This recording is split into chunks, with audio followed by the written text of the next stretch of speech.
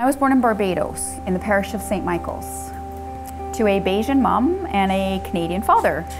I don't remember my childhood being like great, but I don't remember it being horrible. My dad brought us to Canada, and my mom, she really struggled leaving Barbados. She hadn't been away from the island, she was young. She just one day decided that she didn't want to be a mom anymore. I believe it was a couple months of being here, she left. I was 7 and I learned how to cook and clean and manage a family.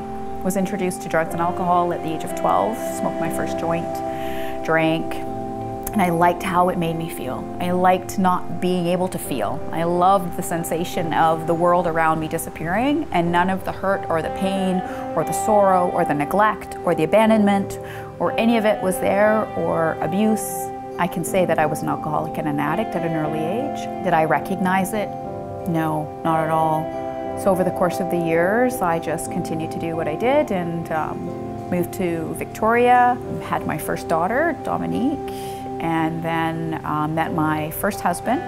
And had gone back to school to become office admin and didn't recognize that there was anything wrong. I was drinking on weekends and going to school and working and partying, and wasn't a big deal, right? Or at least my perception of it. And I wanted to be super mom. I had this complex that because my mom wasn't the mom, that if I became the mom that I needed her to be, if I could be that mom, then everything was fine. And I had this image of what I was supposed to look like based on what my mom wasn't for me, and I wasn't able to attain it. I could never reach that superhuman status, and then I would just do more drugs and alcohol and more drugs and alcohol, and we moved around a lot. We couldn't pay our rent because we used, and the final straw that woke me up was social services called me on the phone and said, you have 2 choices. One is you place your children in the care of a family member, or 2, we're coming to take your children away and you need to get help. And I dropped to my knees. I felt like somebody had ripped out my insides. And the fear of losing my kids was unimaginable. That for me was it. That was my rock bottom. So I didn't lose them to the ministry.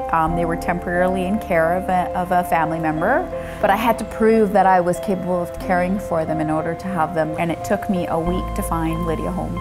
I called every place that I could think of that was in the newspaper, or in the phone book. And I was just calling places because I needed some place to go. And I knew that I needed to get clean. I didn't know what that looked like, but I knew I needed to get clean. So for me, the biggest motivation I had in this house was having my kids.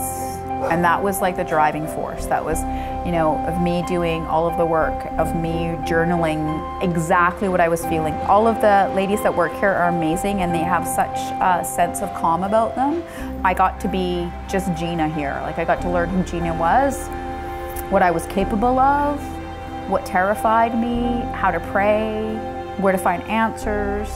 I learned all that in the house, and then it was like, oh, now I have to actually apply all of the principles that I learned here in everyday life. See, my mom taught me early on that God was vengeful, and I was a sinner, and that I was punished. And when I was here in Lydia Home, I learned that God was kind and loving and forgiveful. Today, yeah, I have joy in my life. I met my soulmate. I firmly believe that God presented a husband to me. One of the biggest things about recovery is we are taught how to have a life. We're taught that we need to get a life, and that we have to develop a relationship with the God of our understanding, however we see fit, and that we also have to develop relationships with people around us. There's this thing inside of me, and I used to call it my hole, right? And when I was little, all of the bad stuff was in the hole, and I don't know how to explain it except for I had a hole in me. And I tried to fill it with all kinds of stuff. And then one day I found that God fills that hole. And so I fill that hole with God every day. And He tells me that I'm worthy. I know that I'm worthy. I can't explain it. Once you've had it, you can't go back from it. You can't run from it. You can't hide from it. Like, I can't, it doesn't matter where I go in my life, I know I will never use.